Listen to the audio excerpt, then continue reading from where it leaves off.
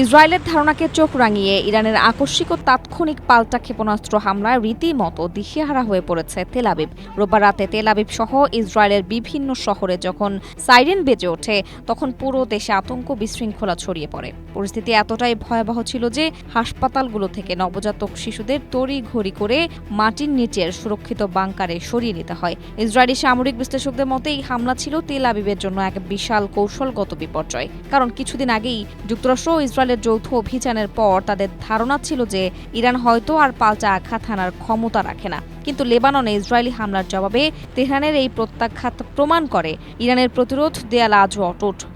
Strawberry super dotted ও classic ভ্যারিয়েন্টে sensation জাগুক শিহরণ। প্রবীণ সাংবাদিক Ben কাসপিট ক্ষোভ প্রকাশ করে বলেছেন, ইসরায়েলের জাতীয় নিরাপত্তাকে আজ ওয়াশিংটনের কাছে ইজারা দেওয়া হয়েছে, যেখানে প্রতিটি সামরিক পদক্ষেপের জন্য ট্রাম্পের অনুমোদনের অপেক্ষায় বসে থাকতে হয়। বিশেষজ্ঞরা মনে করছেন ইসরায়েল এখন এক গভীর উভয় সংকটে। হয় তাদের ট্রাম্পের নির্দেশ অমান্য করে একাকী যুদ্ধে নামতে হবে, নয়তো লেবানন থেকে হাত গুটিয়ে নিয়ে মাথা নত করতে হবে।